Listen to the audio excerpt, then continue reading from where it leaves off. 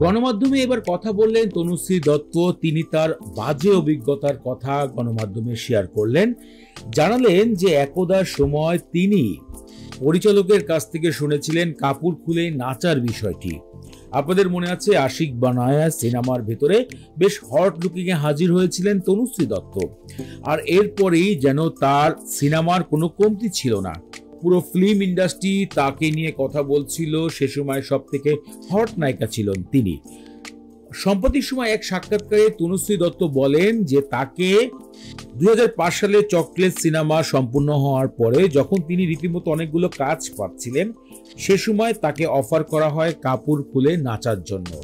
আর সেটা ছিল তার জন্য একটা ঝটকা হাওয়া। তারপরে তিনি বেশ সচেতন হয়ে কিছু কাজ করে ফিল্ম ইন্ডাস্ট্রি থেকে কিন্তু সরে গিয়েছেন।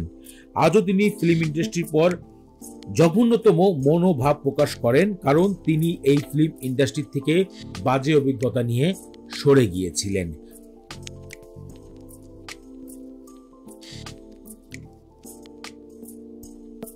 আপনাদের কি মনে আছে আশিক বানায়ের সেই গান, যে গান বিশ্বের সকল জায়গায় ভাইরাল হয়ে গিয়েছিল?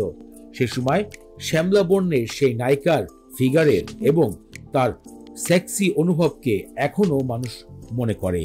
আজ প্রায় 25 বছর পাড়ি দিয়ে দিয়েছে, তারপরেও তনুশ্রী দত্তর যেন অন্যরকম এক চাহিদা রয়েছে মিডিয়া পাড়াতে। কালের বিপরীতে হারিয়ে গিয়েছে এমন একটি সুন্দর এবং সেক্সি নায়িকা। আপনাদের কাছে যদি এই বিষয়ে কোনো মূল্যবান মতামত থাকে ভিডিওতে কমেন্ট করে জানাবেন। সেলিব্রিটি জগতে এরকম খবর জানতে আমাদের ইউটিউব চ্যানেলটি সাবস্ক্রাইব করে পাশে থাকা বেল বাটন প্রেস করে দিন।